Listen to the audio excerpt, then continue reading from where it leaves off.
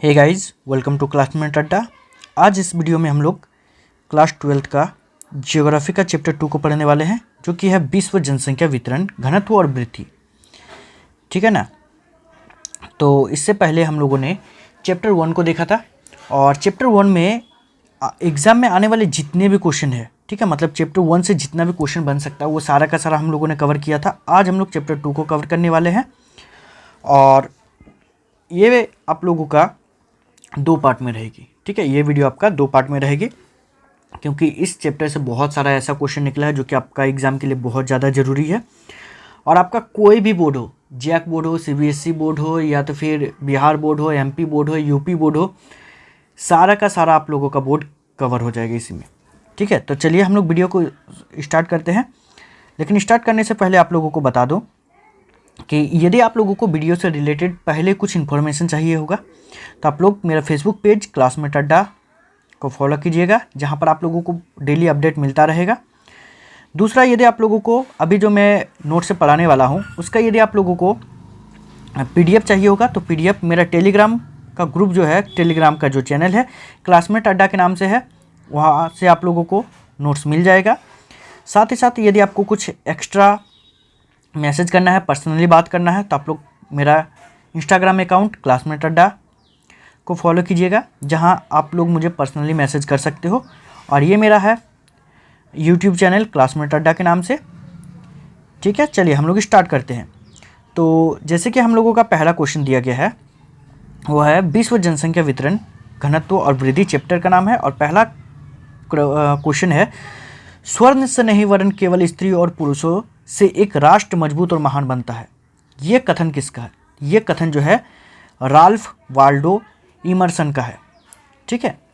दूसरा आपका क्वेश्चन जो कि है, एशिया में बहुत अधिक स्थानों पर कम लोग और कम स्थानों पर बहुत अधिक लोग रहते हैं। ये कथन किसका है? तो ये कथन है आप लोगों का जॉर्ज बी क्रेसी का। ठीक है, जॉर्ज बी क्रेसी का ये कथन है। आगे का क्वेश्चन है आप लोगों का कि जनसंख्या के वितरण और घनत्व के प्रारूप हमें क्या समझने में मदद करते हैं? तो जनसंख्या के वितरण और घनत्व का प्रारूप हमें किसी क्षेत्र की जनांकीय विशेषता को समझने में मदद करता है। ठीक है।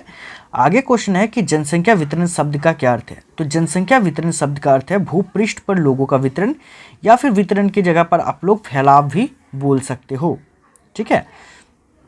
जैसे आगे क्वेश्चन है, क्वेश्चन नंबर 5, जो कि कह रहा है कि विश्व में सर्वाधिक आबादी वाले देश में एशिया महाद्वीप के कितने देश हैं? तो विश्व में सर्वाधिक आबादी वाला देश में एशिया महाद्वीप का टोटल 6 देश है, जिसमें से पहला है चीन, उसके बाद भारत, पाकिस्तान, बांग्लादेश, इंडोनेशिया और रूस।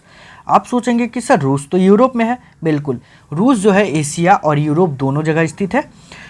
रूस का आधा से ज़्यादा भाग एशिया में स्थित है और कुछ भाग जो है यूरोप में स्थित है। यदि आपको पूछा जाए रूस का राजधानी, तो रूस की राजधानी जो है वो यूरोप में स्थित है। इसको याद रखिएगा। ठीक है। आगे का क्वेश्चन है कि प्रति वर्ग किलोमीटर में रहने वाले व्यक्तियों की संख्या को क्या कहते हैं? तो प्रति वर्ग किलोमीटर में रहने वाले व्यक्तियों की संख्या को जनसंख्या घनत्व कहा जाता है। ठीक है। आगे क्वेश्चन है आप लोगों का कि जनसंख्या घनत्व का सूत्र लिखे। तो जनसंख्या घनत्व का सूत्र है जनसंख्या बटे क्षेत्रफल। मतलब कुल जनसंख्या को यदि कुल क्षेत्रफल से भाग दिया जाए तो जो मान निकलेगा उसी को कहा जाता है जनसंख्या घनत्व। ठीक है। आगे का क्वेश्चन है, किस महाद्वीप का जनसंख्या घनत्व सबसे अधिक है? तो अभी कुछ देर पहले हम लोग बात किए, तो एशिया महाद्वीप का जनसंख्या घनत्व सबसे अधिक है। ठीक है। आगे क्वेश्चन है जनसंख्या वितरण। वितरण यहाँ छूट गया है थोड़ा सा, तो जिसको मैंने बाद में ऐड कर दिया, कोई दिक्कत नहीं है। जनसंख्या वितरण को प्रभावित करने वाले कितने कारक है? तो जनसंख्या वितरण को प्रभावित करने वाले 3 कारक है। पहला है भौतिक कारक या भौगोलिक कारक, दूसरा है आर्थिक कारक, तीसरा है सामाजिक एवं सांस्कृतिक कारक। ठीक है। तो ये 3 कारक है। आगे यदि देखा जाए आप लोगों का कि जनसंख्या वितरण को प्रभावित करने वाले कितने भौगोलिक कारक है। ठीक है। यहाँ पर हम लोगों ने देखा कुल कारक को, अब यहाँ पर हम लोग भौगोलिक कारक को देख रहे हैं, और भौगोलिक कारक 4 है। पहला तो है जल की उपलब्धता, दूसरा है भू आकृति, तीसरा जलवायु और चौथा है मृदा। तो ये 4 जो कारक है वो भौगोलिक कारक है। अब हम लोग भौगोलिक कारक के बाद हम लोग आर्थिक कारक देख लेते हैं कि जनसंख्या वितरण को प्रभावित करने वाले आर्थिक कारक कितने आर्थिक कारक है, तो वो है 3 आर्थिक कारक। पहला तो है खनिज, दूसरा है नगरीकरण और तीसरा है औद्योगिकरण। इन सभी को मैंने अपने पेड कोर्स, ठीक है, जो कि आप लोग यूट्यूब का जो ज्वाइन बटन है उसको दबा करके आप लोग ज्वाइन कर सकते हो, जिसमें आप लोगों को बहुत सारा एक्स्ट्रा क्वेश्चन मिलेगा, बहुत सारा एक्स्ट्रा मॉडल सेट मिलेगा और साथ ही साथ आप लोगों को एक्स्ट्रा वीडियो भी मिलेगा, ठीक है ना। तो वो आपका पेड कोर्स के लिए है। खैर, तो हम लोग इस पर बात करते हैं आगे क्वेश्चन है क्वेश्चन नंबर 12, जो कि जनसंख्या वृद्धि का क्या अर्थ है। तो जनसंख्या वृद्धि का अर्थ है कि निश्चित अवधि में लोगों की संख्या में हुए परिवर्तन, कि एक निश्चित समय में जितना लोगों का परिवर्तन हुआ है, मतलब लोगों के जन्म हुआ है या तो फिर मृत्यु हुआ है, तो उसी परिवर्तन को कहा जाता है जनसंख्या वृद्धि। याद रखने वाली बात यह है कि जनसंख्या में ऋणात्मक वृद्धि भी हो सकती है, धनात्मक वृद्धि भी हो सकती है। तो अभी हम लोग देखेंगे इसमें ऋणात्मक वृद्धि और धनात्मक वृद्धि, जो कि शॉर्ट क्वेश्चन टाइप में रहेगा।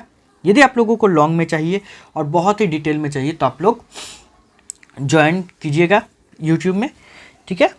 चलिए आगे क्वेश्चन है आप लोगों का कि जनसंख्या वृद्धि को किस में अभिव्यक्त किया जाता है। तो जनसंख्या वृद्धि जो है उसको प्रतिशत में या तो फिर निरपेक्ष संख्या में अभिव्यक्त किया जाता है। अभिव्यक्त का मतलब होता है दर्शाना, ठीक है। आगे है जनसंख्या की वृद्धि दर को किस में व्यक्त किया जाता है। यहाँ जनसंख्या वृद्धि दर को किस में मापा जाता है, तो प्रतिशत में, या किस में व्यक्त किया जाता है, तो प्रतिशत में। आगे है प्राकृतिक वृद्धि किस प्रकार ज्ञात किया जाता है। तो प्राकृतिक वृद्धि जो है वह है जन्म माइनस मृत्यु। जितना लोगों का जन्म हो रहा है उसमें से मृत्यु मतलब मरने वाले लोगों की संख्या को घटा दिया जाए, तो वही प्राकृतिक वृद्धि दर या प्राकृतिक वृद्धि होता है, ठीक है। आगे आप लोगों का क्वेश्चन नंबर 16, जो कि है जनसंख्या की वास्तविक वृद्धि किस प्रकार ज्ञात किया जाता है। तो जनसंख्या की वास्तविक वृद्धि ज्ञात करने के लिए कि जितना जन्म हो रहा है उससे मृत्यु को घटा देना है और जितना आप्रवास है उससे उत्प्रवास को घटा दिया जाए और उसको जोड़ दिया जाए, जो मान है उसको जोड़ दिया जाए, तो प्राप्त मान को ही हम लोग कहेंगे वास्तविक वृद्धि। अभी आप्रवास उत्प्रवास क्या है, तो सारा का सारा मैंने आप लोगों को खूब बता रखा है, ठीक है ना। तो आप लोग ज्वाइन कर लीजिए जितना जल्दी हो सके, क्योंकि आप लोगों का जो सेकेंड टर्म का एग्ज़ाम है, सेकेंड टर्म का एग्ज़ाम के लिए भी आप लोगों को बहुत सारा ज़रूरी पड़ेगा। तो उसके लिए मैं बहुत सारा एक्स्ट्रा क्वेश्चन, बहुत सारा मॉडल सेट देने वाला हूँ आप लोगों को। आप लोग जल्दी से जल्दी ज्वाइन कर ले, ठीक है ना।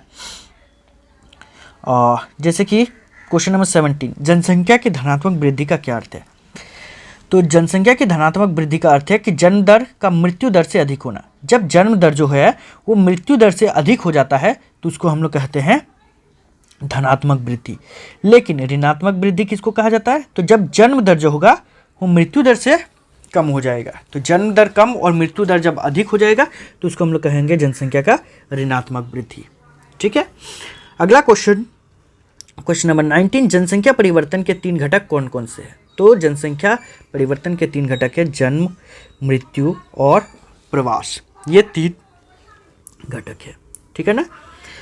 अगला क्वेश्चन है अशोधित जन्म दर का सूत्र लिखे, ठीक है। तो अशोधित जन्म दर है क्या, आपको पता ही है, तो मैंने बता रखा है। खैर कोई दिक्कत नहीं है, इसको भी मैं बताऊंगा बाद में, आप लोग कमेंट कीजिएगा। तो अशोधित जन्म दर का सूत्र होता है किसी वर्ष विशेष में जीवित जन्म बटे किसी क्षेत्र विशेष में वर्ष के मध्य जनसंख्या गुना 1000। तो ये होता है अशोधित जन्म दर का सूत्र, ठीक है ना। आगे आप लोगों को और भी वीडियोस चाहिए तो आप लोग कमेंट कीजिएगा। वैसे इस वीडियो का और एक पार्ट आएगा, ठीक है ना, सेकंड पार्ट आएगा इसका, और आप लोग ज्वाइन कर लीजिएगा ताकि आप लोगों को सारा का सारा एक्स्ट्रा क्वेश्चन वगैरह मिल सके, ठीक है। यूट्यूब में आपको जब मेरे चैनल को ओपन कीजिएगा तो आपको एक ज्वाइन बटन दिखाई मिलेगा। उस ज्वाइन बटन को आप क्लिक कीजिएगा और उसके बाद फिर जो आप लोगों को बोला गया है वो आपको करना है और उसके बाद फिर आप ज्वाइन हो जाइएगा, ठीक है ना। तो चलिए मिलते हैं नेक्स्ट वीडियो में, तब तक के लिए बाय, थैंक यू।